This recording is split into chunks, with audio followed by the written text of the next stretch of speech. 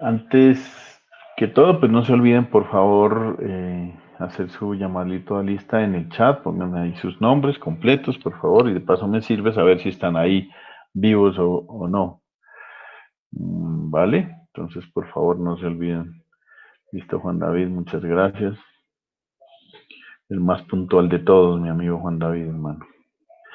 Bueno, en la clase pasada habíamos visto un poco las situaciones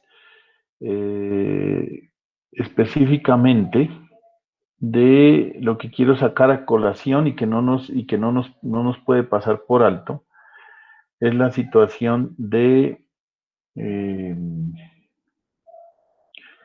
bueno, yo les voy a mostrar acá la presentación de esto, ¿no? Yo no, digamos, quizás eso es lo más importante de... ¿Dónde está una ventana acá? Bueno, ya llegaron más compañeros, ¿no? Que llegó María y creo que llegó... Ve, yo lo había visto por aquí pero no, no está. Buenos Bueno. días, profe. Hola María, buenos días, ¿cómo estás? Bien, Buenos días, profe. Ah, eso ya lo había visto al joven, ¿dónde está Juan Felipe? Que no lo había visto, listo, 3, 6, tenemos 7 personas listas, entonces los nuevos no se me olviden de escribir allí sí, María ya lo puso, 3, 6, 7, listo, consciente, pues arranquemos, ¿vale? Entonces, les decía que la clase pasada, mmm, eso Juan Felipe, gracias. Les decía que en la clase pasada, ¿dónde está mi presentación? Que no la veo, listo. En la clase pasada lo más relevante y lo más importante es esto. Esto es algo que quiero que se nos quede, ¿sí? ¿Por qué situación? Miren, porque de esta manera es como nosotros podemos analizar los circuitos con diodos, ¿sí? Los circuitos con diodos los podemos analizar cuando nosotros podemos reemplazar ese diodo que nosotros vemos con cuando nosotros podemos reemplazar el diodo con elementos que ya conocemos, ¿no? Entonces están estos tres modelos que podemos utilizar dependiendo de las necesidades. Lo ideal sería que siempre reemplazáramos el diodo con una fuente de voltaje cuya polaridad sería más menos, en donde más está en el ánodo y menos está en el cátodo, ¿sí? Y cuyo valor sea el voltaje de codo, que el voltaje de codo depende del material del diodo. El diodo normalmente, pues estamos hablando de que se está fabricado de un material de germanio, sería 0.0, ¿qué les digo? 0.3, el voltaje de codo. Si es de silicio es 0.7 y si es de arsenuro de galio es de 1.3. Entonces, ese es el voltaje que se va a poner ahí. Se pone en serie con una resistencia que puede ser la resistencia promedio, aunque en algunos casos depende, ¿no? Si usted está trabajando en DC, pues puede reemplazarlo por la resistencia DC. Si usted está trabajando en AC, pues puede trabajar por la resistencia dinámica AC. Y si quiere, pues digamos que como hacerlo lo más, digamos, lo más salomónico posible, pues utilice la resistencia promedio. Este diodo ideal, entonces ustedes dirían, no, pero ¿para qué metió este diodo ideal? Es que este diodo ideal lo que nos indica es no olvidarnos que cuando el diodo está en polarización directa, el sistema conduce, el diodo conduce, por lo tanto está activo.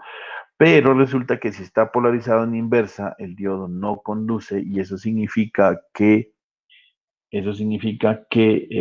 no debemos tener en cuenta ese circuito, ¿no? Entonces, es por eso. Ahora, si por ejemplo nosotros las resistencias de la red son mucho más grandes que la resistencia promedio, estamos hablando de que la resistencia promedio, la resistencia dinámica, ¿se acuerdan que nosotros hicimos algunos ejercicios y les mostré algunos ejemplos?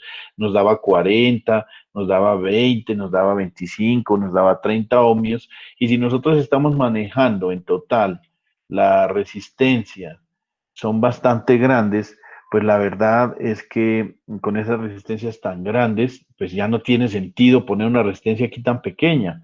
Por ejemplo, imagínese usted que usted tenga alimentando el diodo y puso una resistencia de 1 kilo ohmio, ¿sí? Entonces, ¿qué sentido tiene aquí poner 20 ohmios? Pues que no le da, o sea, 1.026, 1.040, pues realmente esos 40 ohmios casi que ni vienen a ser como la tolerancia de la resistencia. De hecho, cuando usted compra una resistencia de 1 kilo ohmio, va y la mide y le da 1.0100, 1.020, 1.040.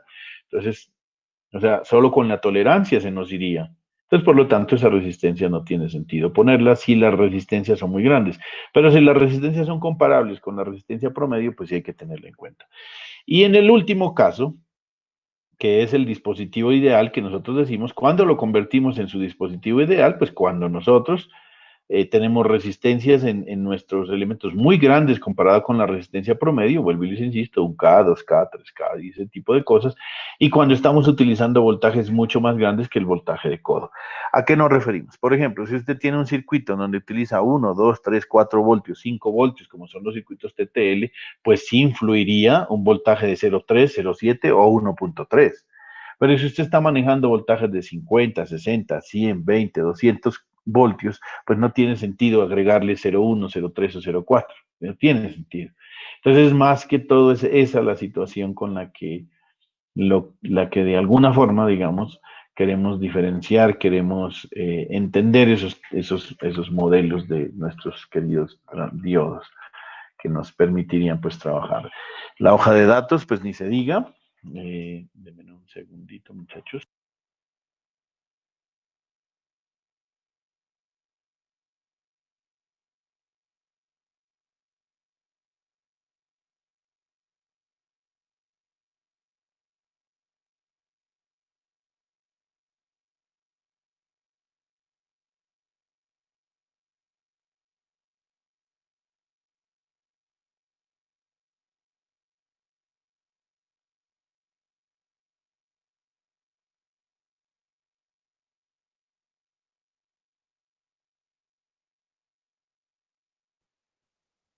Profe,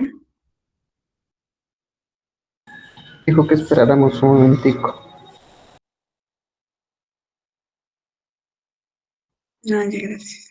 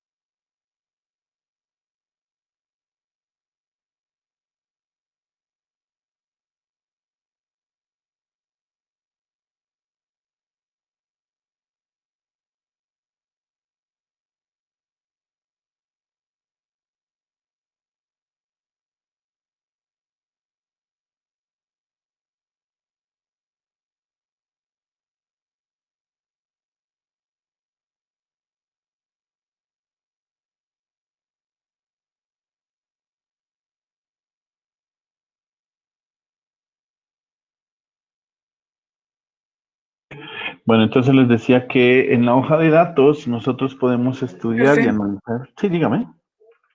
que estaba Camilo intentando ingresar, que si Ah, porfa le aceptaba la. ¿quién? ¿Camilo? Camilo, ¿verdad? Ujú. Pero qué raro, no me ha llegado la solicitud acá. Si no, ya lo hubiera Ah, que, aceptado. que no le permite ingresar. A ver, ya le digo. Sí, envíame nuevamente el enlace a ver si de pronto, pero no. No. Si está entrando con el correo que es, no hay lío.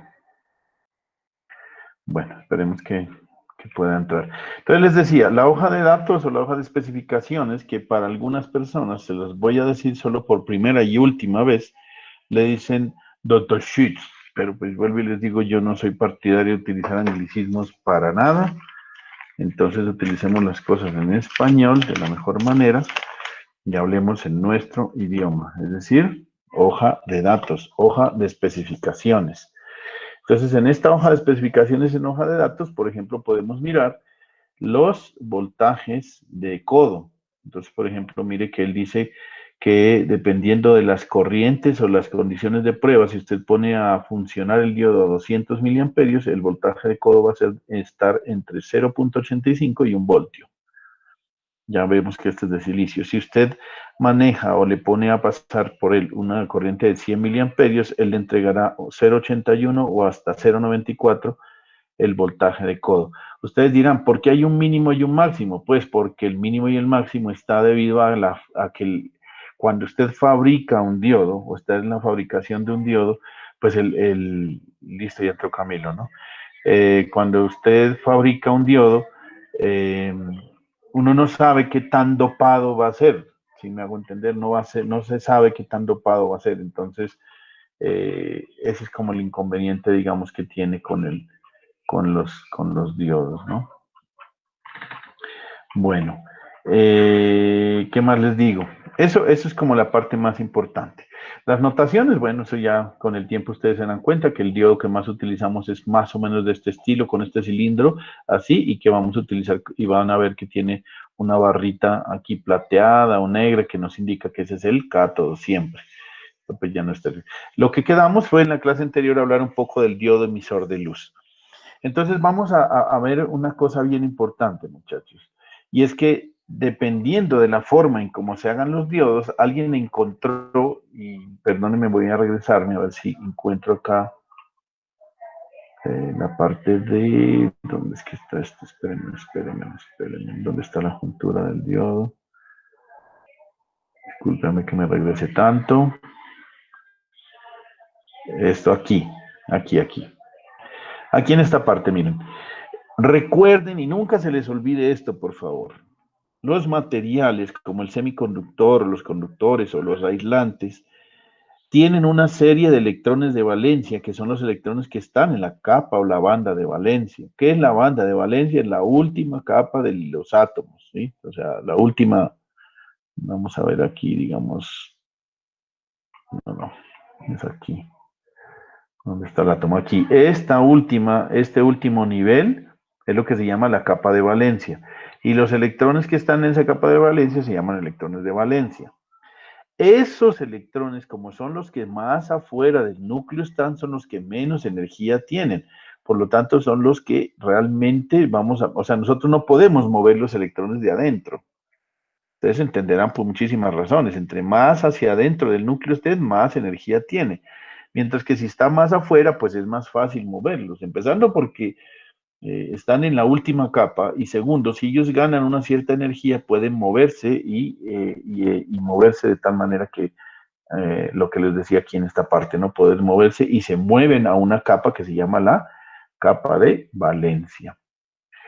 Entonces, mire, cuando esto sucede, cuando este fenómeno sucede, recuerden, vuelvo y les insisto, perdónenme que me regrese otra vez aquí a esto, mire, aquí hacia acá está el núcleo y acá tienen que ganar más energía para poder moverse. Entonces, si hablamos de más energía, hay electrones que ganan cierta energía y tienen que, para poderse mover aquí a esto. ¿Cómo pueden ganar esa energía? Esa energía la pueden ganar de muchas formas y se ve reflejada de esa manera. Una, y la más típica, es el calor. El calor es el que hace que estos electrones de valencia se pasen hasta acá. Y otro es la luz. Entonces, eso es lo que sucede, vean, muchachos. Dependiendo del tamaño de esta brecha de aquí, cuando un electrón se mueve de aquí hacia acá, ellos liberan esa energía de alguna manera. La mayoría de las veces esa energía se libera en forma de calor, pero en algunas oportunidades, cuando es demasiada alta la energía, y eso depende de esa expresión matemática que vamos a ver ahora, se liberan en forma de luz. Yo les decía, miren, acuérdense de lo siguiente. Cuando usted pone una resistencia también a pasar una corriente, un flujo de electrones a través de ella, ella inicialmente se calienta. Y pongámonos a pensar en las estufas eléctricas, si alguna vez ustedes han tenido la oportunidad de verlas. Las estufas eléctricas, usted las pone en bajo o apenas empieza a prenderla, pues ella simplemente empieza a emitir calor. Pero si usted empieza a aumentarle el voltaje para que tenga mayor corriente sobre la resistencia, esa resistencia empieza ya usted a ver que ese calor ya se empieza a convertir en luz. Y usted empieza a ver que ya se pone como rojita, ¿no? Y si usted le sigue aumentando, empieza a ponerse de un color más visible. Ese es el espectro luminoso, ¿cierto? Recuerden que el espectro luminoso, el color que está por debajo y que empieza a verse después, primero empiezan los infrarrojos que no los vemos, luego viene el rojo, luego viene el amarillo, perdón, el anaranjado, el amarillo y así sucesivamente hasta llegar al violeta, que es el último color en el rango visible, y finalmente siguen los ultravioletas. Ay, Dios, espérenme un segundo, que me están llamando por acá. ¿Hello?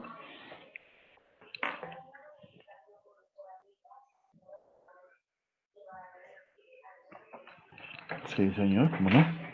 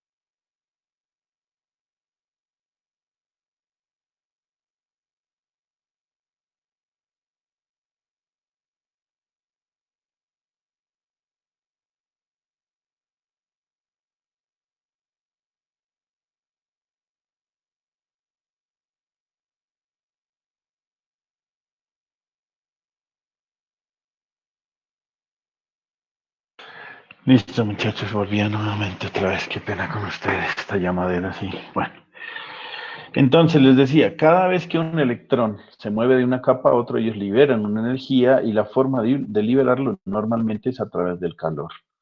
Pero en el caso de los diodos emisores de luz, se ha hecho que esta brecha sea un poco más grande, de tal manera que, por ejemplo, digamos, mire, pongamos, espero que me entiendan y qué pena las interrupciones.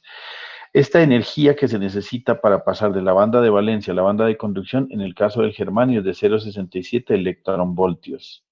Recuerde que un electronvoltio es la energía que se necesita para mover un electrón cuando la diferencia de potencial es de un voltio. Eso es un electronvoltio.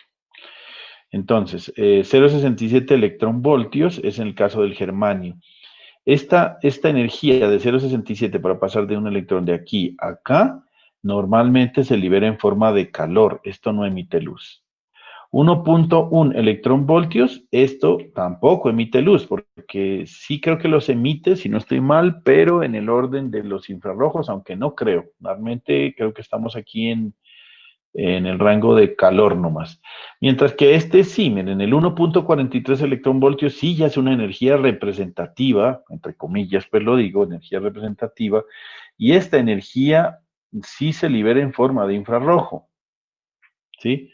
Y habría que mirar, si yo obtengo de alguna manera que el dopaje que yo hago a mi material y mirar qué tantos materiales puedo utilizar de otra forma, puedo mirar a ver si qué pasa si yo en vez de utilizar arsenio de galio utilizo arsenio de fósforo y galio, o si utilizo, no sé, otro tipo de materiales semiconductores, de tal manera que esta brecha sea un poco más grande.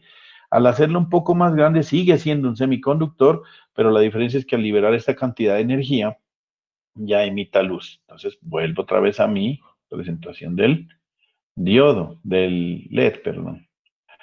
Perdóname que me vuelvo otra vez para acá, para no trastocar las cosas. Entonces, les decía que el diodo emisor de luz, el LED, que eso es lo que significa diodo emisor de luz. Por favor, muchachos, yo espero nunca oírlos, a pesar de que hay algunos colegas que cometen ese error, pero yo creo que es por la rapidez de hablar y por no estar pues poniéndose en otras cosas, dicen diodo LED. Eso está mal dicho. ¿Por qué? Porque usted está diciendo diodo emisor de luz, está repitiendo una palabra que no hay necesidad de hacerlo.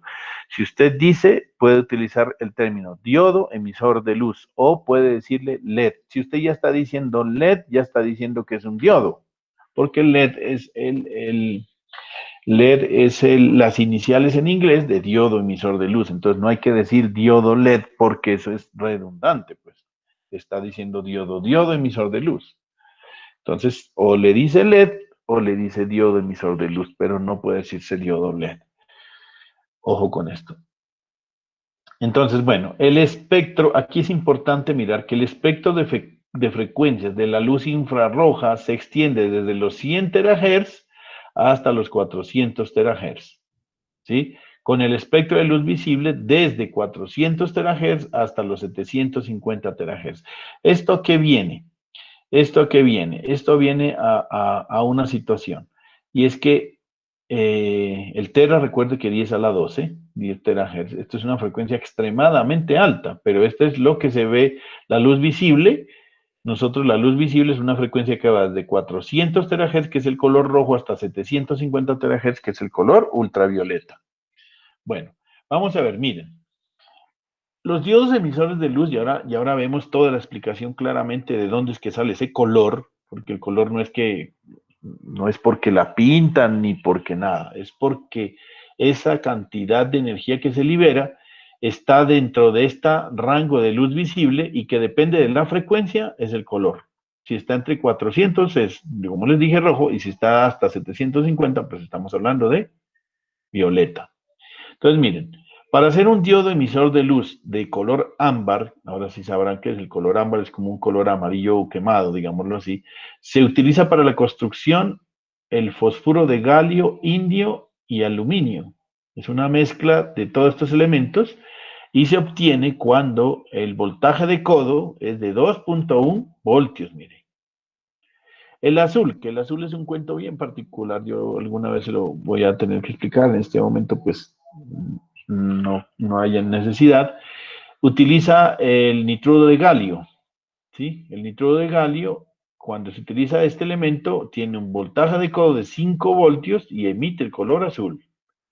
El verde, que es fosfuro de galio, el fosfuro de galio tiene 2.2 voltios de voltaje de codo.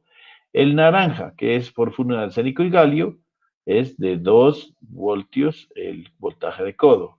El rojo también, lógicamente, dependiendo de la cantidad de dopaje del fosfuro de arsénico y galio, se utiliza el voltaje de codo de 1.8. El blanco se construye a partir del nitro de galio, que es de 4.1 voltios, y el amarillo, que es fósforo de galio, indio y aluminio, de 2.1 el amarillo. Vean, muchachos,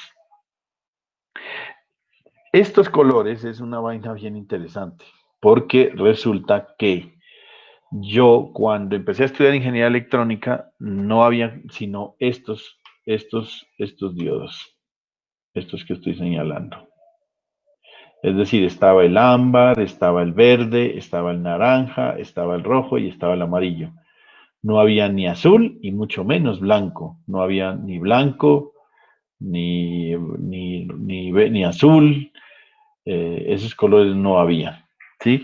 ¿Por qué razón? Porque resulta que en ese momento la tecnología había encontrado que esos diodos emisores de luz no se podía hacer la brecha tan grande, porque resulta que era un problema, pues hacer saltar un electrón y hacer ganar cierta energía para que pudiera emitir eso es complicado.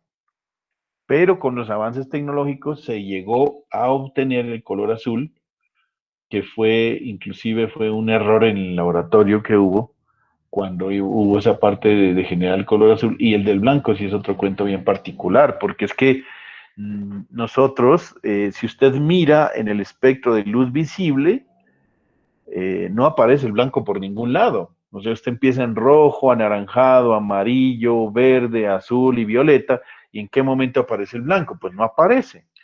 Entonces resulta que lo que hacían algunas personas, y ustedes saben perfectamente que toda la suma de todos los colores, al final, si usted los suma todos, le da el color blanco. Así como cuando lo está haciendo en mezclas de pinturas, usted suma todos los colores y al final termina dándole negro. ¿Sí? Si usted pudiera sumar todos los colores en pinturas, en colores y en este tipo, en colores, pues, de colores de lo que pinta uno, pues, ¿no? Toda la suma de los colores le da negro.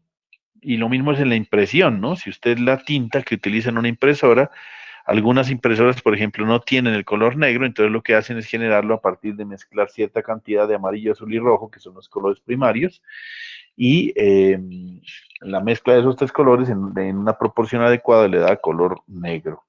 Entonces, eso, muchachos, eso es lo que funciona. Y acá generar un color blanco era un problema. Y eso es, como les digo, eso fue un error que hubo en el laboratorio en donde generan un diodo emisor de luz de color azul y le ponen al frente una capita como de fósforo y resulta que esos fotones de color azul al chocarse con esa capa de fósforo generan luz blanca.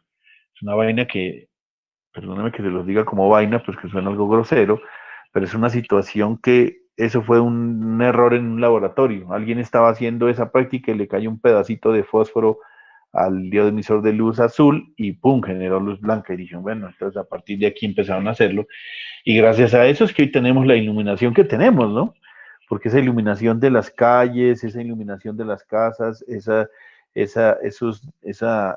iluminación de los carros, de las motos que utilizan iluminación LED en este momento, pues entonces, gracias al invento del diodo emisor de luz blanco, porque pues, ¿qué hace usted con el resto de colores? Pues esos son útiles para ciertas cosas, ¿no? Para los controles remotos y todo ese tipo de cosas, pero no para la iluminación. Entonces, miren, aquí es importante que tengamos en cuenta esta expresión matemática, que ustedes la deben tener muy presente y es muy usada en física, ¿no? Que es saber que la longitud de onda es igual a la velocidad de la luz sobre la frecuencia con la que se trabaja. Esto es la forma en cómo vamos a obtener la longitud de onda, es decir, Si esta es la luz viaja a la velocidad de la luz, por supuesto, ¿no? Obvio que ese es el valor de C, que nosotros lo aproximamos a un valor de 3 por 10 a la 8 metros por segundo, es decir, estamos hablando de 300.000 kilómetros por segundo, la velocidad de la luz. Y si yo quiero saber cuál es la longitud de onda de una cierta frecuencia, pues simplemente hago esta operación. Donde C es 3 por 10 a la 8 metros por segundo, que es la velocidad de la luz en el vacío, la frecuencia en hertz y la longitud de onda en metros. Así podemos determinar lo siguiente. Bueno, ¿cómo se hacen estos diodos? Miren, se hacen de esta manera. Miren. Es una juntura material tipo P y tipo N, es decir, dos materiales extrínsecos de semiconductores de material tipo P y tipo N. Pero miren, el contacto tipo N tiene toda una placa metálica, miren, toda esta placa metálica como lo habíamos dicho anteriormente, mientras que en esta parte del contactor tipo P, la placa no está cubriendo toda la juntura, sino que está cubriendo solamente una parte del contacto metálico. Al hacer, digamos, la polarización directa, que eso viene a ser que el material tipo P se lo pone con un voltaje más positivo que el material tipo N. No significa que sea más y menos, ya se lo he dicho, simplemente lo único que se hace es poner un voltaje más positivo en el material tipo P que en el N. ¿Eso qué quiere decir? Que yo puedo poner aquí 10 voltios positivos y aquí 7 voltios positivos. Estoy alimentándolo adecuadamente. ¿Por qué? Porque aquí hay una diferencia de potencial de 3 voltios, donde aquí queda el más y aquí queda el menos, ¿no? Por eso quiero que lo entiendan. No es que aquí voy a poner más y aquí menos. Siempre se los he dicho a ustedes. Lo que importa es que la diferencia entre este y este sea positivo acá y negativo acá. Vuelvo y les insisto. Si yo vuelvo acá, vean, voy a poner una fuente aquí.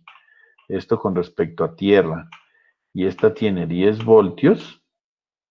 Y esto tiene más y esto tiene menos, y si yo acá, y digamos lo pongo en esta patica, y si yo pongo acá en esta patica y le pongo acá una fuente de voltaje de esto con respecto a tierra, y aquí le pongo más, y aquí le pongo menos, y aquí tengo, digamos, 9 voltios inclusive, 9 voltios, los dos voltajes son positivos, miren, más 10, más 9, pero la diferencia entre los dos, aquí me da un más, menos, un voltio.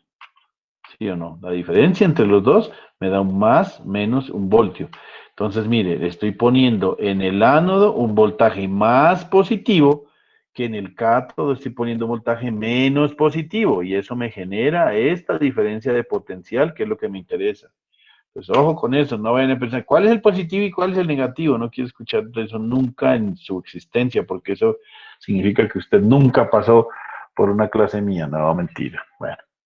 En el momento en que hay esta recombinación de huecos y electrones, que es esta recombinación que se pasan estos electrones acá y hacen toda esta situación, esa recombinación libera una cierta cantidad de energía que es dependiendo de la brecha que está aquí, que es lo que les dije a ustedes, que son esto en última se refleja en estos voltajes.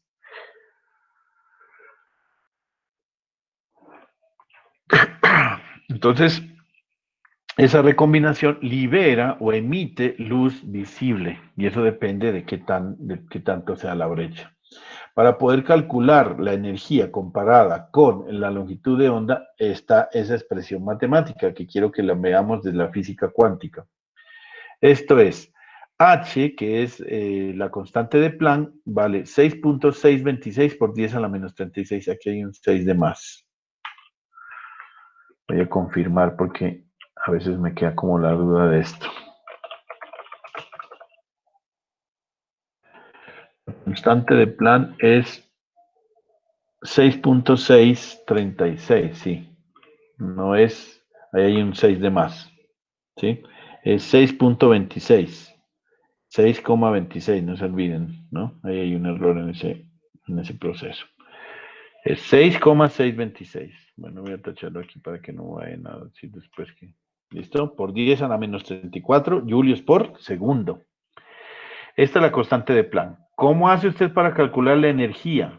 La energía la calcula a partir de la constante de Planck, que es 6,26 por 10 a la menos 34 julios, lo multiplica por la velocidad de la luz, que es 3 por 10 a la 8 metros por segundo, y lo divide entre la longitud de onda. ¿Para qué sirve esta expresión matemática? Muy sencillo, muchachos. Mire, si yo quiero saber, si yo quiero, por ejemplo, saber, si yo conozco cuál es la longitud de onda del color verde, digamos que el color verde, la longitud de onda es del orden, creo que de los 600 terahertz, si no estoy mal. Entonces usted busca, con los 600 terahertz, busca cuál es la longitud de onda. ¿Cómo es? C, que es 3 por 10 a la 8, dividido entre 300 terahertz, que es 300 por 10 a la 12. Calcula entonces la longitud de onda. Cuando ya tiene la longitud de onda en metros, longitud de onda en metros, ya tiene la h, que es esta constante de Planck, multiplicado por la velocidad de la luz, multiplicado por la longitud de onda. Cuando ya tiene la longitud de onda, entonces usted aquí le va a dar el gap, es decir, la brecha, es decir, la distancia, la energía necesaria para que un electrón salte de la capa de valencia a la capa de conducción y cuando hace ese salto, pues genere esa energía que es la que va a emitir luz. ¿Y de qué color? Pues del color que usted haya escogido. Esto se entiende más con un ejercicio, con ejercicios, ¿listo? Entonces vamos a hacer el primer ejercicio nuestro de esta parte para poder calcular lo que les acabo de decir de la emisión de luz. Voy a esta parte. Listo. Bueno.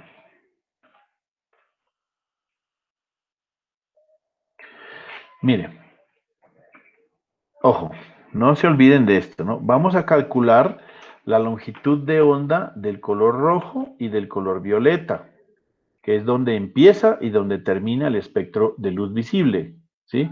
Entonces vamos a calcular cuál será la longitud de onda para los 400 terahertz y cuál será la longitud de onda para los 750 terahertz.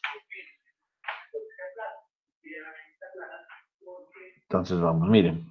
C es la velocidad de la luz. 3 por 10 a la 8, ta, ta, ta, ta, ta, ta, ta. Hacen aquí una multiplicación y encontremos acá la longitud de onda. Miren, la longitud de onda para 400 terahertz es 70 nanómetros. 750 nanómetros, perdón. Y para 750 terahertz es 400 nanómetros.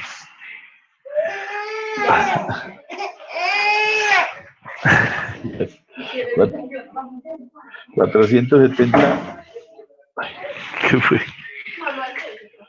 Ah, bueno, tranquila. El 400, entonces verán, vamos nuevamente a entender esto. Cuando usted quiere emitir el color rojo, es decir, que el color rojo está en los 400 terahertz, la longitud de onda, que es, eso tienen que acordarse, ¿no? Del circuitos 2.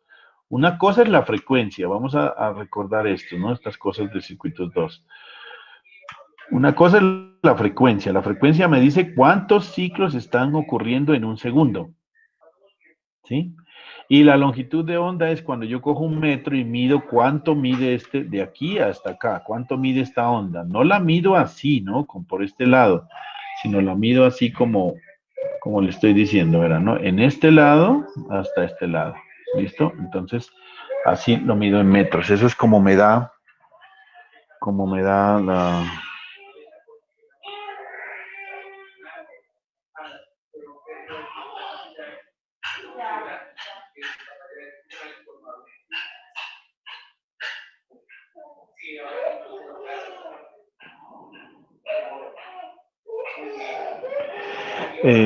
Ve, Kevin, debe ser que está en clase, entonces, espérate un momentico, pues, espérate que te responde, él a mí siempre, a mí me pasa lo mismo, el man lee el mensaje, mire, y después responde, entonces esperemos un ratico, por ahí a las 9:30, y si no, yo ya hablo con él.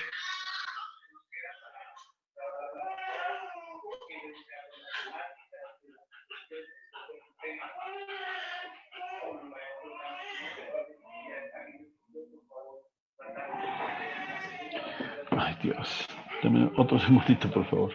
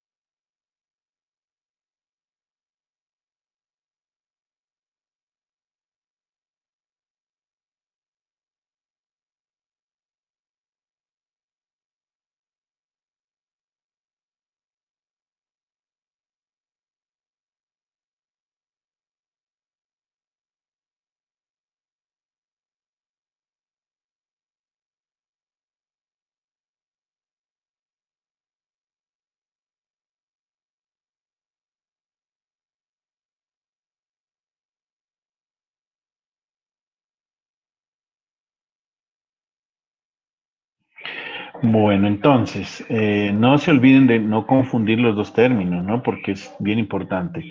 ¿Qué es frecuencia? Frecuencia es el número de ciclos que ocurren por un segundo, mientras que la longitud de onda es cuánto mide la onda, pero así, vean, así como lo estoy poniendo, ¿no? Como usted coge un metro, pone aquí el cero y mide hasta aquí y dice cuánto mide, ¿sí? ¿Cuánto mide? No es esto, muchachos, no es esto. Esto de aquí no es, porque hay gente que dice, yo voy a coger un metro y voy a medir esto así, eso no es. Es cuánto mide desde aquí hasta acá, pero en forma horizontal, en el eje horizontal. No, no importa qué tanto haya acá. Por decir algo, les voy a decir, miren, si yo tuviera una señal así, que es toda rara allí, así digamos, y llega hasta aquí, ¿sí? Y ese es su ciclo, digamos, ese es su ciclo. Esta es la longitud de onda de aquí hasta aquí. Pero si la señal es así, tienen las dos, tienen la misma longitud de onda, porque es lo que mide el ciclo, lo que se repite, independiente de lo que tengan. Entonces, no se olviden. ¿Qué hacemos? Que hemos llegado a la conclusión que una frecuencia de 400 terahertz tiene una, una longitud de onda de 750 nanómetros. Nanómetros, imagínate, esto es por 10 a la menos milimicro nano, por 10 a la menos 9, bien pequeño. Y 700 terahertz, que es por 10 a la 12, nos da una longitud de onda de 400 nanómetros. Aquí es donde quiero que ustedes se den cuenta para poder determinar específicamente el espectro visible y cómo se ven las longitudes de onda. Esto es con respecto a la longitud de onda. Miren, como la longitud de onda es al inverso de la frecuencia. Entre más baja la frecuencia, el color va a ser infrarrojo, pero la longitud de onda va a ser más grande, ¿sí? Mientras que al revés, es decir, cuando la frecuencia es más alta, la longitud de onda es más pequeña. Eso es obviamente, ¿no? Entonces, por acá está el espectro visible a la inversa. Por eso acá viene, primero empiezan los infrarrojos, arranca los infrarrojos en el orden de los 900 nanómetros de longitud de onda, en los 800 sigue el infrarrojo, ya en los 750 más o menos como dijimos, arranca el color rojo, en el orden de los 600, ¿qué? 600, ¿qué serán? 620, 630, está el naranja, el ámbar está por aquí más o menos, perdóname que estoy torcido ahí, 610, el amarillo debe estar por el orden de los 600, el verde más o menos por, uy, qué más torcido que es, ¿no?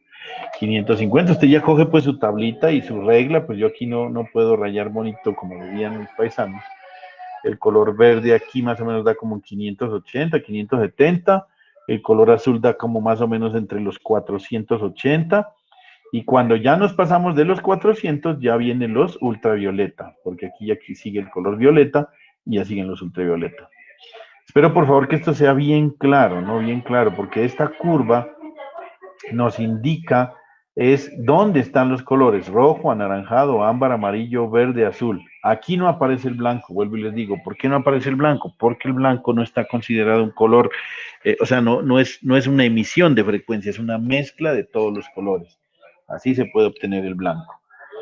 Entonces, ahora, otra cosa bien interesante de esta gráfica, luminosidad, es cuántos lumens por vatio se emite.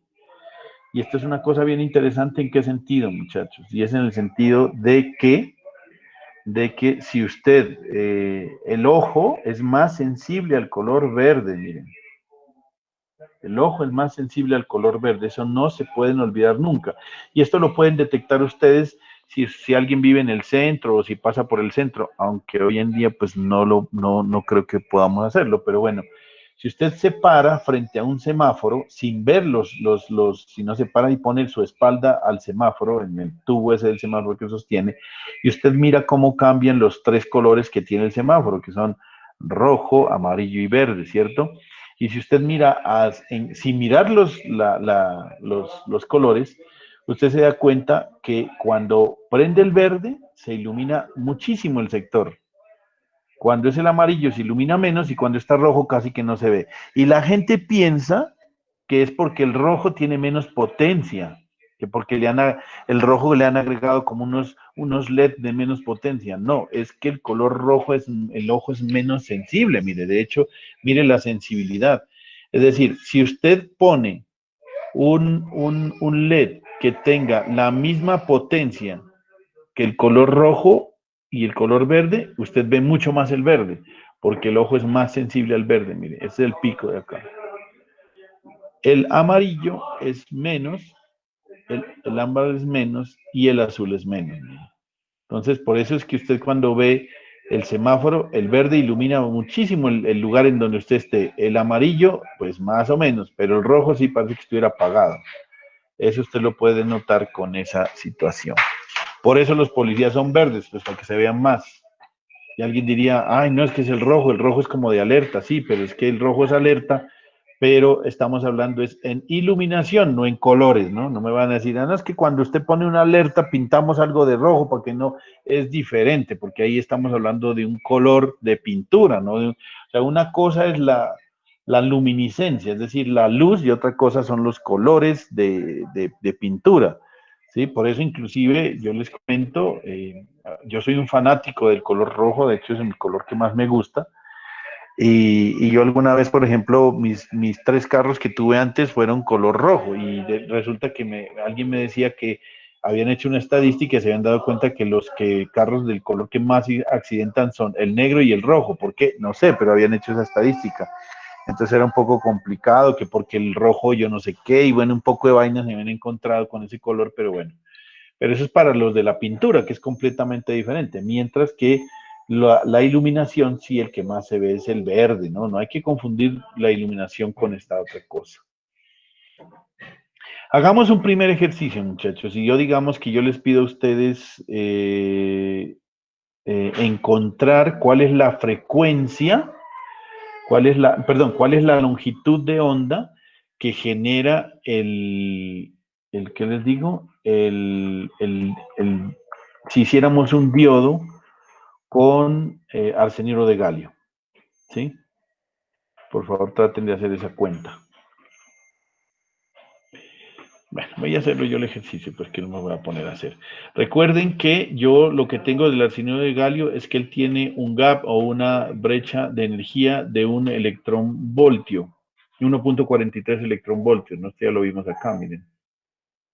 ¿Dónde está? Perdónenme, me regreso otra vez.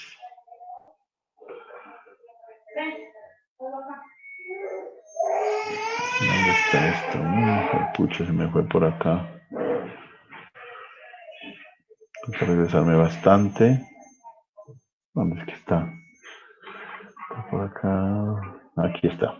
Vea, 1.43 electronvoltios, ¿listo? Entonces vamos a hacer la operación para que la entiendan. Una de las formas de hacer los cálculos es que yo quiero mirar en dónde me cae este diodo, si yo lo hiciera este diodo con arsenuro de galio. Entonces vamos a hacerlo.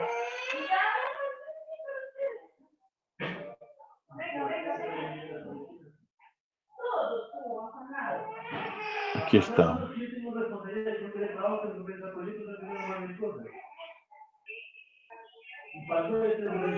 Aquí está, mira, 1.43 electronvoltios, ¿listo? Entonces, miren, aquí está. Vamos a convertir los electronvoltios en energía. En energía, pues. ¿Por qué razón? Porque cada electronvoltio es 1,6 por 10 a la menos 19 julios, acuérdense. Entonces vamos a cambiar estos electronvoltios en energía. ¿Por qué razón? Porque es que nosotros para encontrar la longitud de onda, miren, a través de la ecuación de Planck, encontramos que es la constante de Planck multiplicada por la energía, pero la energía no es en electronvoltios, sino tenemos que pasarlo a julios. ¿Cómo hacemos para hacer eso? Entonces, sencillamente, recuerden, un electronvoltio, ya lo hemos visto, un electronvoltio es 1,6 por 10 a la menos 19 julios. Esto, ¿sí? Perdónenme que esta letra está horrible. Entonces lo que hace sencillamente es que eso sí es un electronvoltio, entonces usted tiene electronvoltios, multiplica 1,6 por 10 a la menos 19 julios y lo divide entre un electronvoltio. ¿Listo? Entonces, así es como se hace esta conversión y resulta que 1,43 electronvoltios nos da 2,288 por 10 a la menos 19 julios. ¿Listo? Entonces, ahora sí vamos a hacer la operación. Vamos a encontrar cuánto es la longitud de onda. La longitud de onda la podemos multiplicar. La constante de Planck, que es, aquí sí ya está bien, vea 6,626 por 10 a la menos 34 joules por segundo. Lo multiplico por 3 por 10 a la menos 8 metros por segundo, que es la longitud, la velocidad de la luz, y lo divido entre E sub g, que es 2,288 por 10 a la menos 9 julios. Si usted se da cuenta, mire, los julios con los julios se cancelan, los segundos con los segundos se cancelan, y esto me da en metros. Entonces hago simplemente la operación y mire lo que me da, 869 nanómetros. 869 nanómetros. Entonces, yo le diría que un diodo de los de arsenuro de galio me da una longitud de onda de 869. Vamos a buscar aquí en la tabla.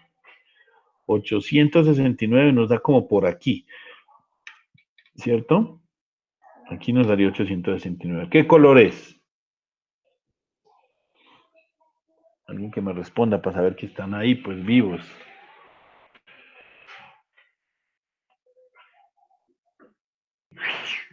¿Hay alguien aquí? Verde, profe. Verde me dijo No, eso es negro. negro, dijo Juan David. Listo. Bueno, voy a explicarles nuevamente esta curva para que vuelvan y me entiendan. ¿Listo? Mire, a partir de acá, desde todo este lado de acá, viniendo hacia acá, todos estos son infrarrojos. ¿Qué quiere decir infrarrojo? Es un color que no lo vemos. ¿Y qué es infra? Porque está por debajo del color rojo. Pues, infrarrojo, todo esto, aquí en los 750 arranca el color rojo, pues es un rojo un poco tenue, después ya aquí ya llega a ser un rojo intenso, naranja, amarillo, ámbar, verde, azul y ultravioleta, violeta, y aquí ya empiezan los ultravioleta. A partir de los 4 empiezan los ultravioleta. Mi pregunta es, si yo tengo un diodo emisor de luz de arsenuro de galio que tiene 1.43 electronvoltios y encuentro que la longitud de onda es de 869, que me da casi aquí 870, el color es, me dice, el negro. Bien, bien por un lado, porque yo entendería eso. Es decir, la respuesta de Juan David no es tan del todo desfasada. ¿Por qué razón? Porque no emite luz, pues. Y si no emite luz, pues podríamos decir que es negro. En realidad, pues no emite luz. No emite luz. No emite luz visible. La luz visible es toda la que está aquí en esta curvita bien interesante de acá. ¿Sí? Aquí en los 869 lo que emite son infrarrojos. Es luz invisible, digámoslo así. No se ve. Entonces, ese tipo de diodos son los que se utilizan para los controles remotos, por ejemplo. Ellos emiten una luz, pero infrarroja. Uno no la ve. Uno no la ve. Y algunas personas dicen, sí, yo la veo con el teléfono. Ah, claro, con la cámara del teléfono, pues es más sensible y ellos convierten y reciben esos rayos ultravioleta y los muestran ahí en la pantalla, pero no tiene luz visible. Entonces, un diodo emisor de luz de arsenuro de galio no sirve para emitir luz, sirve para emitir infrarrojos. Entonces, verán, yo les diría a ustedes, fácilmente, voy a dejarles esta parte como ejercicio, si yo tengo la longitud de onda, es decir, ya voy a hacer el ejercicio al revés de este, voy a hacer el ejercicio al revés de este. Si yo tengo, en vez de tener la energía, como la energía, la brecha de energía, si yo lo que tengo es la longitud de onda, entonces yo podría calcular esa brecha de energía. Entonces vamos a hacer ese ejercicio. Este es el color rojo. Es que yo no tengo forma de hacer líneas aquí, ¿o qué?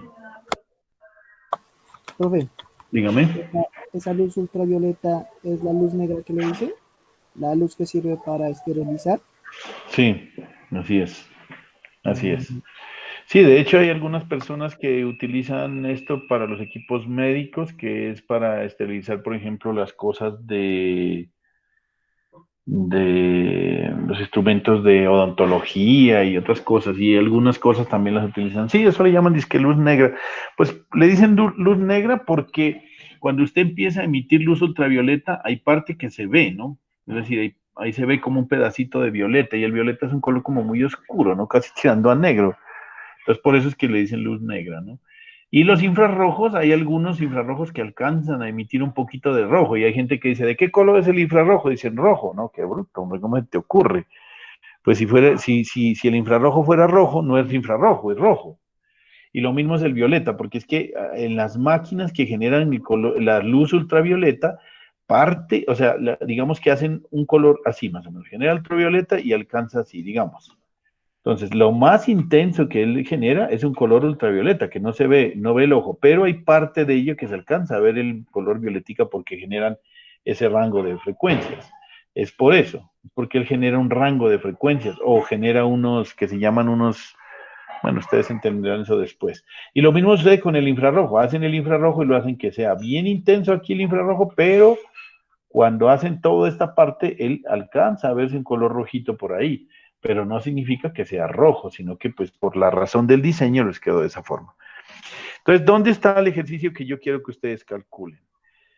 Y esto va a ser individual, por favor, no lo vayan a hacer ahí en conjunto. Entonces, cada cual mirará en esta gráfica que tengo yo aquí, mirará cuál es el valor de aquí. Y ojo que les digo, para Pedrito Pérez dirá que aquí es 680, para el señor Mauricio puede ser que esto sea 685, para el señor Camilo puede ser que esto sea 670, no me importa, pero lo importante es que cada cual mire, aquí me fui torcido, puede ser que la regla la ponga el man así, o la ponga así, o la ponga así, ¿sí? Yo voy a dejar esta tarea pues se me olvidó, en la plataforma. Esta imagencita se los voy a dejar como un PDF, que ustedes verán si la imprimen o si trabajan en Paint y se ponen a hacer las líneas.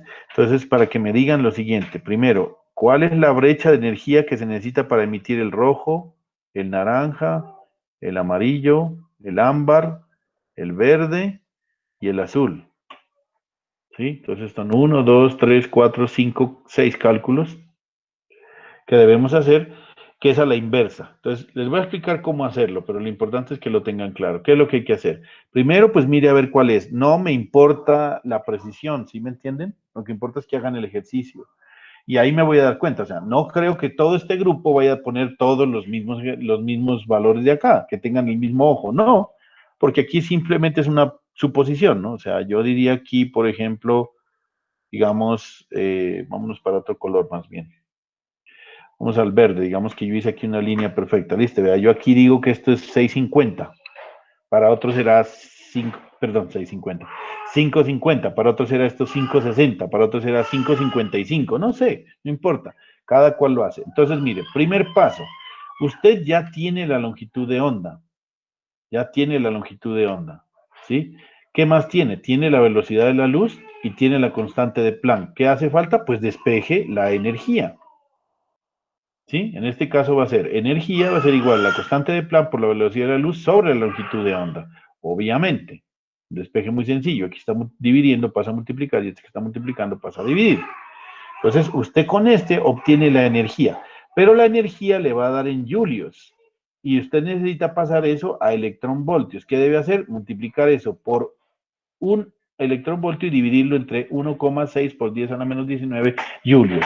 Y eso le da en electronvoltios.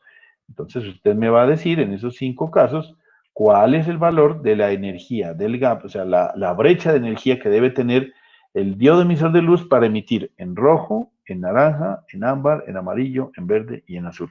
¿Está claro el ejercicio, muchachos, o no?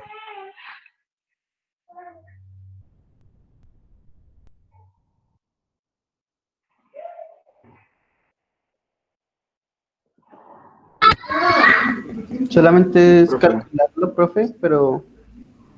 No es más, solo es calcularlo. Ah, ya. No es más, solo es hacer, o sea, para usted tiene que mirar aquí cuál es la longitud de onda de cada uno de los colores. Pero le digo que esto es individual porque cada cual mirará. Y no me importa, no va a estar el ejercicio bien ni mal, sino que yo quiero ver es que ustedes sean capaces de hacer el ejercicio y que entiendan cómo hacer estas conversiones de electronvoltios, de julios a electronvoltios y de electronvoltios a julios. Y utilizar esta ecuación, que es la que más me interesa, perdón, que es la que más me interesa, ay, aquí se me fue esto, que es la que más me interesa, que es la de la constante de Planck, que es la, espérenme, esta que es la constante de Planck, que es la que más, digamos, no, se me fue muy lejos, esta. Estas dos son las ecuaciones, esta, mejor dicho, la ecuación más importante, ¿cierto? Esta, que es energía, es igual a, ¿qué es lo que usted va a calcular? Mire, aquí le estoy dando la constante de Planck, que es esta, aquí recuerden que está un 6 de más, es 6,626 por 10 a la menos 34 julios, la velocidad de la luz que la tenemos, y ¿qué les digo? Y la longitud de onda. Con esa calculan la energía, pero la energía aquí le dan julios. Y esto se ve fácilmente porque, mire, si H está en julios por segundo, la velocidad está en metros sobre segundo, segundo y segundo se van, entonces me quedan acá arriba metros por julio. Y acá abajo hay metros, entonces se van los metros y le queda julios. Aquí se da cuenta que la energía que le da está en julios. Pero para pasar los julios a electronvoltios, sencillamente hay que tener en cuenta que un electronvoltio es igual a 1,6 por 10 a la menos 19 julios o julios. Entonces, esa es la forma. Listo. Entonces, esa parte quería que ustedes la tuvieran en cuenta. Bueno. No sé si hay alguna pregunta hasta ahí o está todo claro.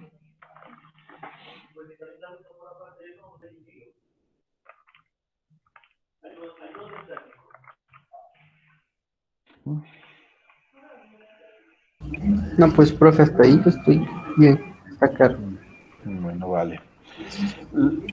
Vale. Entonces, aquí quería mostrarles cómo son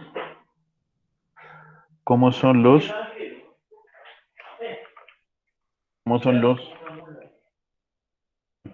vamos a verle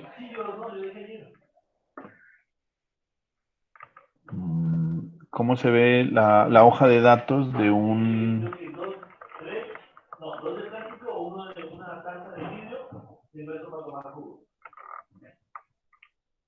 Aquí está.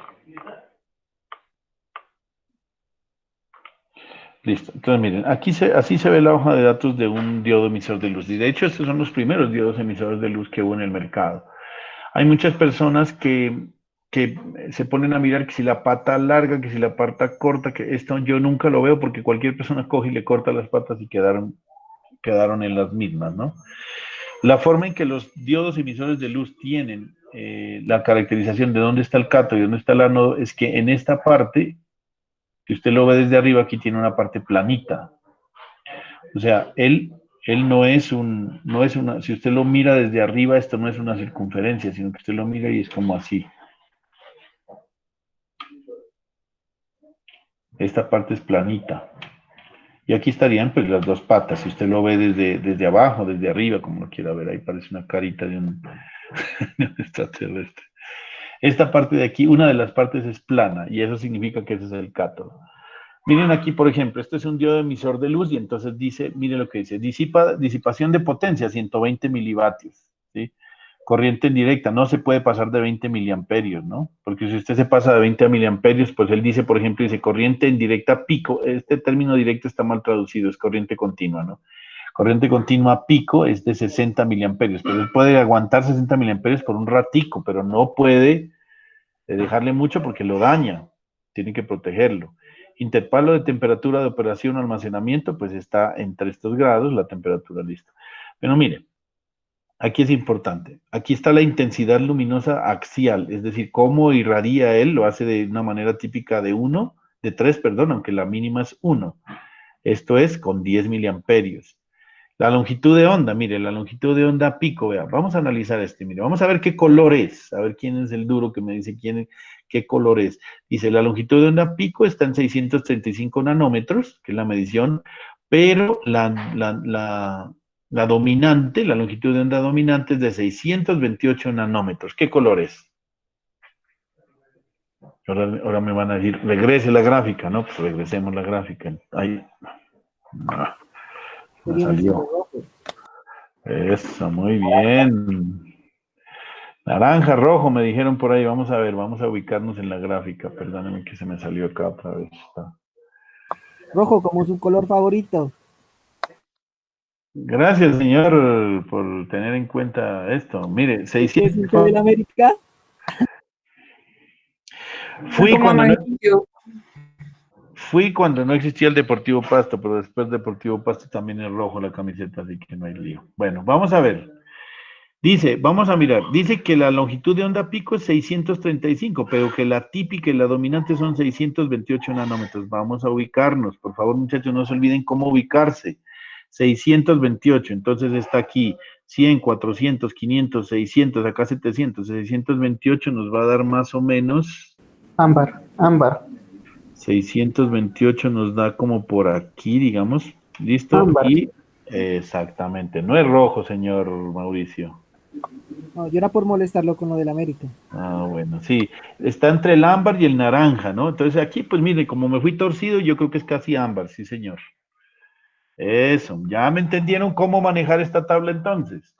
Ya me están entendiendo, eso es importante. ¿Cuál es el color que emite? Pues sencillamente usted mire aquí, pues lo que pasa es que como yo soy torcido, no, mentira, eso sonó feo. Yo me tuerzo mucho a la hora de hacer estas rayas acá, entonces pues sí, pero viene así, viene siendo como ámbar, yo no lo voy a discutir, viene siendo muy Bien cercano al ámbar. torcido. Sí. Solo abre el micrófono para joder, señor Mauricio, qué cosa tan impresionante. Bueno, pero si fuera 635 el pico que dice, viene haciendo, se va tirando como un poquito más al naranja, ¿no? Eso es lo que pasa, es un color como amarillo quemado y por eso ese quemado lo da el naranja, ¿no? Es que recuerdo cuando estábamos en clase, pues, ya no se puede, ya no hay confianza pues, con los demás compañeros. Bueno. Velocidad de respuesta, se demora en encenderse 90 nanosegundos, eso no es nada prácticamente. Tiene una capacitancia de 11 picofaradios y una resistencia térmica de 120 grados por cada vatio. Eso es como, digamos, de alguna forma, mire, todas las características importantes que tiene un diodo, ¿no? Que tiene un diodo. Veamos que un diodo emisor de luz. ¿Qué más le digo yo? No, pues eso sería como lo más importante, digamos. Sí, ya les voy a decir 100, 600. Sí, ese viene a ser como un ámbar, si no estoy mal. Como un ámbar, definitivamente. Bueno, eso era la parte de la importancia de los diodos emisores de luz. Hablemos de otra cosa también importante, que los diodos emisores de luz trajeron durante mucho tiempo, trajeron a colación una cosa que durante muchos años fue bastante útil en electrónica y son esta parte de estos elementos, ¿no? Que son espera un momentico, ya lo pongo acá, que son estos elementos los que se utilizaban durante mucho tiempo como despliegues que se llamaban, o de alguna otra forma, como los elementos para utilizar los relojes digitales, ¿sí? Entonces, aquí están ustedes viendo esto, que es los famosos despliegues de 7 segmentos que tiene A, B, C, D, E, F y G. Estos son los que se utilizan mucho tiempo para los cronómetros digitales, los tableros, bueno, en fin, de mucha manera, ¿no? Entonces, ahí estaban y también venían en diferentes colores. Si ustedes se dan cuenta, lo que hacían era darle una forma de esta forma, como una especie de trapecio, ¿sí? Y a cada uno daban esa forma y entonces usted podía obtener todos los números, el 1, el 2, el 3, el 4, el 5, el 6, el 7 y el 8, y el 9, pues está aquí. También podrían hacer un tipo de letras, pero esas letras realmente no se entendía muy claramente. Pero más que todo estaba diseñado para los números. Esto es lo que se llama un despliegue de 7 segmentos. ¿Por qué 7 segmentos? Porque tiene 7 LEDs. Y usted los prendía dependiendo de cómo los alimentaba. ¿Listo? Esa era la forma. Entonces, por ejemplo, para encender el 5, digamos, un control de temperatura, entonces esta es la forma en cómo lo hacían encender. Listo. Vamos a ver aquí. Acá está. Entonces, el 5, por ejemplo, lo encendían de esta manera. Entonces, el 5 estaba de esta manera constituido, conectado a los diferentes pines, y bueno, así era. Este es un 5. Mire, prender estos segmentos de aquí. Entonces, esa era la forma en cómo se hace. Ustedes esto lo van a utilizar de alguna forma en digitales. En digitales se utiliza muy frecuentemente estos despliegues de 7 segmentos, aunque hoy en día pues se han convertido más en otra cosa, ¿no?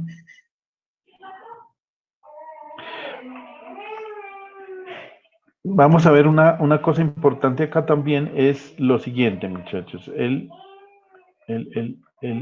Como características y conclusiones que quiero que las visualicemos y las entendamos como resumen para que ustedes tengan esto presente de alguna forma, ¿no?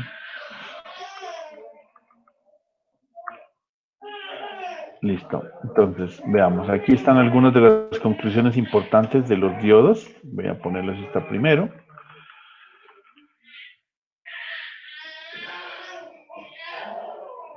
Las características de un diodo ideal son exactamente las de un interruptor simple, ¿no?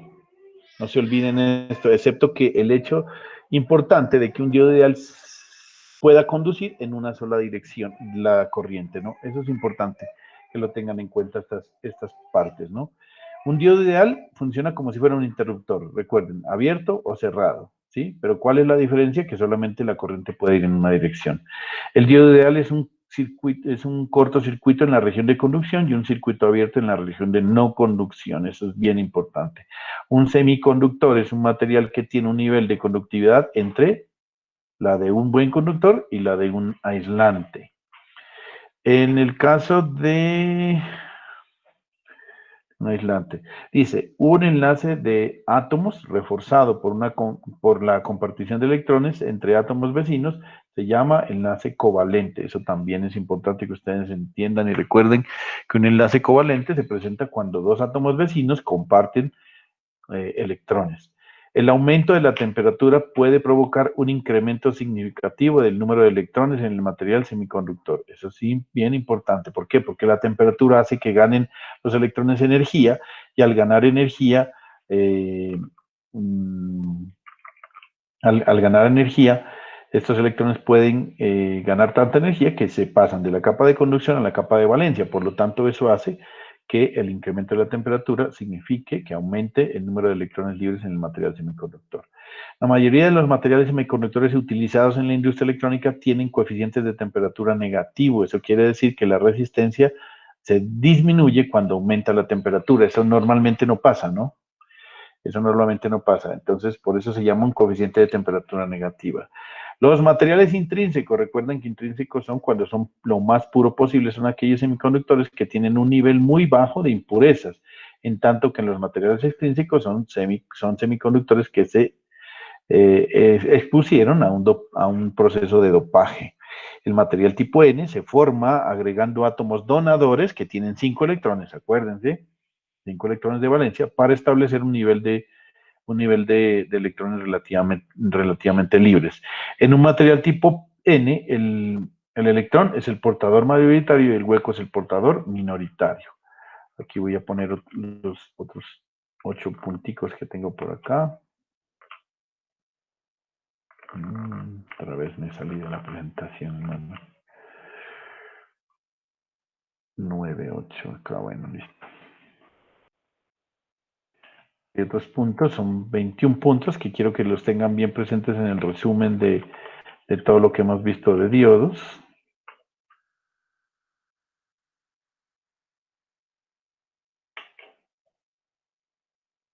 Aquí está, bueno.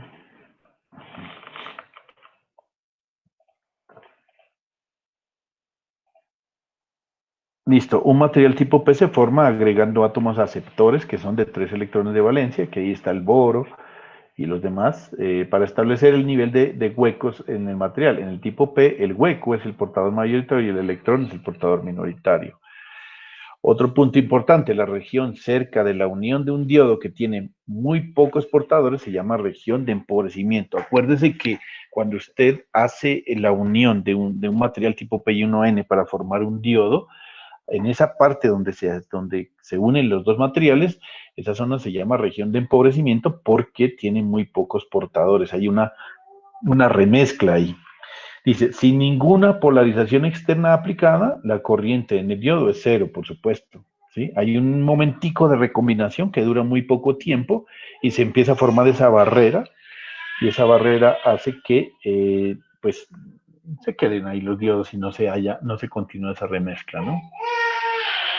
En la región de polarización en inversa, la corriente de un diodo es la corriente de saturación en inversa, que es muy pequeña, hasta que se alcanza la ruptura Zener y la corriente fluye en la dirección opuesta a través del diodo. Eso recuerden que también es ese punto importante en el que decimos que la corriente de saturación en inversa es debida a los portadores minoritarios, ¿no? Y eso hace que, pues, lógicamente funcione. Pero si usted empieza a aumentar demasiado el voltaje, pues también se rompe eso y ya presenta una avalancha, que es la región Zener. La corriente de saturación en inversa y su S casi duplica su magnitud por cada 10 veces de incremento de la temperatura. Eso es bien importante, ¿no? La corriente de saturación es sensible a la temperatura. Todos estos puntos, Mauricio, tiene que tener claro que es el resumen de lo que hemos visto, ¿no? La resistencia en DC de un diodo está establecida por la relación de voltaje y corriente del diodo en el punto de interés y no es sensible a la forma de la curva. La resistencia DC se reduce con el incremento de la corriente o el voltaje del diodo, y es obvio, ¿no? Porque la corriente, la curva es de esta manera. La resistencia de corriente alterna de un diodo es sensible a la forma de la curva en relación al interés y a la región de interés y se reduce con altos niveles de corriente o voltaje del diodo. Eso también lo vimos. El voltaje de umbral, que es el que nosotros decimos, el voltaje de codo es aproximadamente 0,7 para los diodos de silicio y 0,3 para los de germanio. Aquí falta incluir el diodo de arsenio de galio, que es de 1,3. El nivel de disipación de potencia nominal máximo de un diodo es igual al producto del voltaje de la corriente del diodo, así de sencillo. Si usted quiere calcular, por ejemplo, mire que, no se me vaya a salir esto. Mire que aquí, por ejemplo, dice que este diodo, la máxima potencia, ¿dónde está? Este diodo emisor de luz, aquí está. Disipación de potencia, 120 milivatios. Usted no puede pasarse de esos 120 milivatios. ¿Cómo hace para calcular esos 120 milivatios? Pues el producto sencillamente de la corriente por el voltaje. Si usted sabe que la corriente pico que se aporta es de 60 miliamperios, pues usted ya sabe que el voltaje no puede ser más grande de 2 voltios. Porque si usted multiplica 2 voltios por los 60 miliamperios, pues hasta ahí llegó el LED. Y hay una cosa, hay gente que es bien chistosita porque se queda con la costumbre de decir que como esto piensan que eso es un bombillo, ¿no? Esto es un bombillo incandescente que tiene filamento de tungsteno empacado al vacío. Eso no es cierto. Ellos no tienen un filamento, porque aquí lo que se hace es simplemente un movimiento de electrones que disipan energía por la diferencia entre la capa de valencia y la capa de conducción. Aquí no hay filamento. Entonces espero nunca ustedes escuchar lo que se quemó el LED, porque los LED no se queman es cuando uno hablaba del filamento. Acá se daña simplemente. ¿Se daña por qué razón? Porque ya daña su estructura interna y si usted se pasa de la potencia, pues simplemente daña el material. Pero no es que se queme, ¿no? Un LED no se quema. Ahora, lo que pasa es que si usted le mete demasiado voltaje a un LED, pues obviamente por la disipación de potencia tan alta, emite demasiado calor y puede, digamos, volverse carbón, pues porque el exceso de corriente. Pero ahí digamos que lo que usted hace es chamuscar el dispositivo, pues que eso es normal y lógico. Pero cuando un diodo emisor de luz usted se pasa de la corriente adecuada o la cantidad de corriente que se tenga, pues sencillamente se pasa de esa potencia y el LED se daña. El LED se daña. Entonces, para no emitir cosas que no son, pues simplemente usted diga que el LED se daña. Entonces, esto habíamos dicho aquí. Donde íbamos en la potencia, creo que es el 18. El nivel de disipación de potencia nominal máxima de un diodo es igual al producto del voltaje y la corriente. 19. La capacitancia de un diodo se incrementa exponencialmente con el aumento del voltaje de polarización indirecta. Eso no nos interesa por ahora. La dirección de conducción de un diodo Zener es oponer a la flecha del símbolo y el voltaje Zener tiene una polaridad opuesta a la del diodo normal, ¿no? Esto quiere decir que recuerde que cuando usted va a trabajar con diodo Zener, el diodo Zener, digamos, el voltaje positivo está en el cátodo y el negativo está en el ánodo, que es el voltaje a la inversa, ¿no? Eso es lo que dice. Y finalmente, los diodos emisores de luz emiten luz de conducción de polarización en directa, pero requieren voltajes más altos. Está entre 2 y 4 voltios. Inclusive ahí vimos en nuestra tabla que hay un diodo que necesita 5 voltios, que es el de color azul, ¿no? Necesita 5 voltios para encenderse.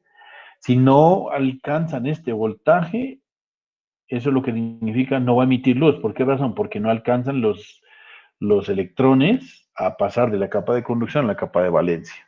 Entonces necesita al menos esos voltajes. Y vuelvo a regresarme acá. Ya se me volvió a salir. Y vuelvo a regresarme acá a la tablita que les estaba mostrando de los diodos emisores de luz. Los diodos emisores de luz, aquí como lo vemos, depende del color el voltaje, ¿no?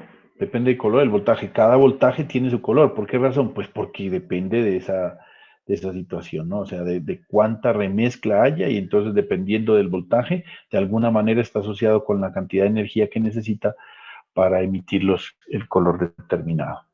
¿Listo? Entonces, bueno, esto es lo que tenía para hoy con este resumen y ahí terminamos todo lo que está relacionado con la parte de los diodos. ¿Qué más les digo yo? Pues hay unas ecuaciones importantes a tener como en cuenta, pero bueno, eso ya las miraremos ahí. Y esto es, digamos, con esto finalizamos la primera parte de los diodos, ¿no? Con esto, bueno, voy a poner las ecuaciones que están resumiditas por acá, se las voy a poner para que las tengan en cuenta. Estas son ecuaciones, todas las ecuaciones que son realmente importantes y relevantes en la parte de los diodos.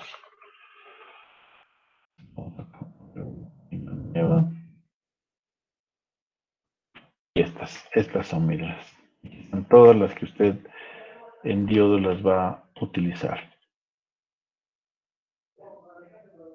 La corriente en el diodo es igual a la corriente de saturación multiplicada por E, el número de Euler, elevado a la voltaje en el diodo, dividido entre N. Recuerde que N es un número que varía entre 1 y 2, nosotros casi siempre vamos a utilizar 1, dividido esto por el voltaje térmico. El voltaje térmico, recuerde que es ese voltaje que se encuentra con una expresión matemática que ya la vimos aquí, que es la constante.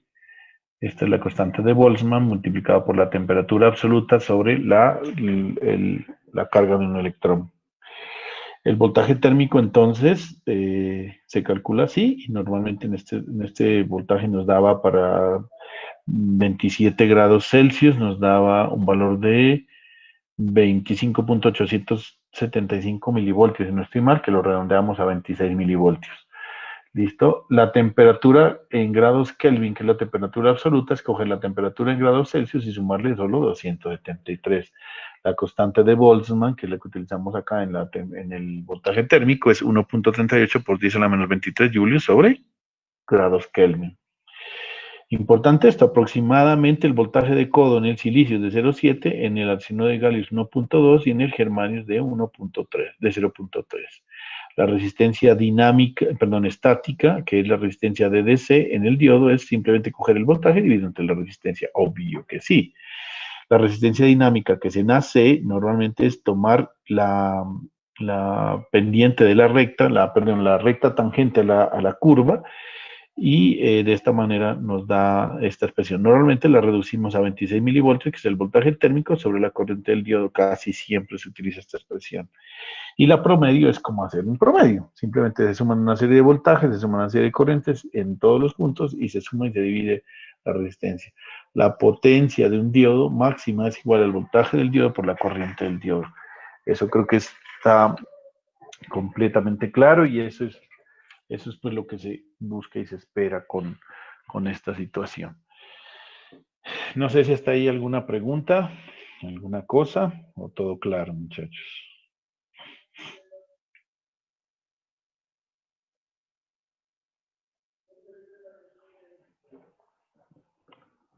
Jóvenes.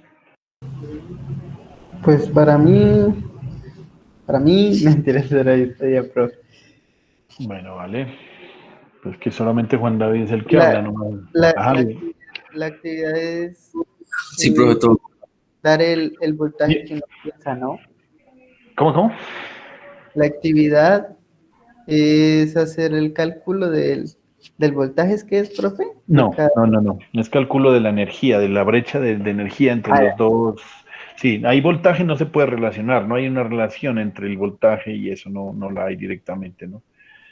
Entonces, es calcular la brecha nomás, no es calcular el voltaje. Yo les dejo la tareita y ahorita en el sistema se la subo. Profe, entonces lo que estás encontrando en la tarea es la energía que dice. Entonces acá es como despejar la energía de eso, porque ya con la tabla que usted nos dio podríamos calcular lo del nanómetros, que dice que cuánto está ubicada en la tabla, ¿sí? ¿No? Exacto. O sea, es que vuelvo y les insisto, Ah, verán. Primero están los colores, ¿no? El rojo, el ámbar, el amarillo, el verde, ¿cuál más me falta? Anaranjado y el azul.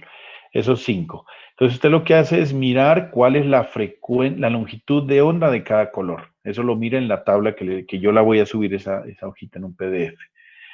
En esa usted mira, cuando ya tiene la longitud de onda en nanómetros, no se va a olvidar de los nanómetros, que significa que es por 10 a la menos 9, ¿no? Dice 750 nanómetros de 750 por 10 a la menos 9 metros, porque se debe hacer en metros. Cuando ya tiene longitud de onda, entonces usted lo que hace es aplicar la ecuación de la mecánica cuántica, que me dice que, perdón, pucha, que me dice que la energía, para poder calcular la energía, es igual a la constante de Planck, que es 6.626 por 10 a la menos 4 julios por segundo, lo multiplica por la velocidad de la luz, que es 3 por 10 a la 8 metros por segundo, y lo divide entre la longitud de onda. Ah, ya listo. Exacto. Cuando ya divide eso, le da la energía, pero la energía le dan julios. Para pasarlo a electronvoltios, que es lo que yo necesito, debe multiplicarlo por un electronvoltio y dividirlo entre 1,602 por 10 a la menos 19 julios. Eso es todo. Y ahí le dan nano, ¿qué es? ahí le da en terahertz, le debe dar eso. Ah, Perdón, no, en electronvoltios, perdón. En electronvoltios, no en terahertz, no, en electronvoltios. ¿Listo? En listo. electronvoltios. Listo. Eso es, ¿qué más les iba a contar de esto? No, pues aquí ya terminamos el primer Profe, capítulo. Dígame, María. ese proceso ahí no entiendo, profe, si lo debemos hacer por cada color, Por o sea, cada como color individual. Ah, ya, individual. pues. O sea, tienen que encontrar 6 brechas de energía, uno para el rojo, naranja, ámbar, amarillo, verde y azul. Para cada uno debe tener su brecha de energía. Ajá, sobre. Ah, ya, listo, profe. Cada uno Gracias. o sea, por ejemplo, me debe decir, la respuesta al final debe decir, el rojo necesita 1.6 electronvoltios, el naranja debe ser 2.1 electronvoltios, el ámbar debe ser 2.5, el amarillo debe ser 2.8, el verde debe ser 3, no sé, estoy inventando valores. Pero por supuesto que a medida que los colores van disminuyendo su longitud de onda, aumentando la frecuencia, las brechas deben ser más grandes, ¿no? O sea, un valor más alto, es obvio que sí, o sea, debe estar por encima de 1.5 y debe terminar, me imagino yo, por el orden de los 2 o 3 electronvoltios, creo, no sé, no lo he hecho el cálculo, entonces ahí les queda esa tareita. No sé si tenemos alguna otra cosa adicional.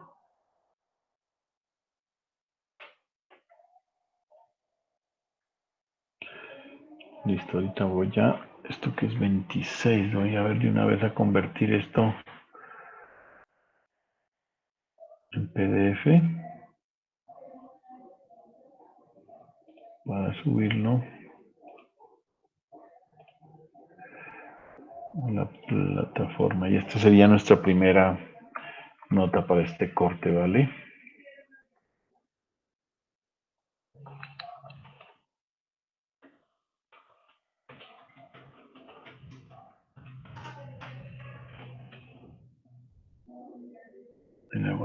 Listo, ahí está.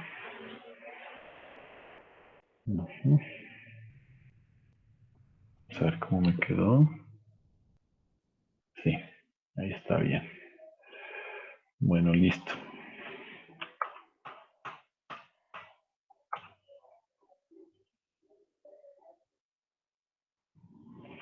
Eso es, muchachos. Si no hay más preguntas, pues entonces dejamos ahí.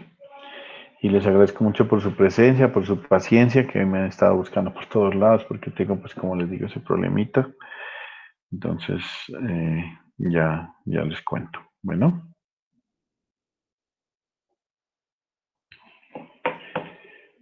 Que esté muy bien y hasta el viernes. Gracias. Hasta luego. Bueno, Muchas gracias. gracias, profe. Hasta Hasta luego. luego. Hasta luego, profe. Hasta luego, gracias.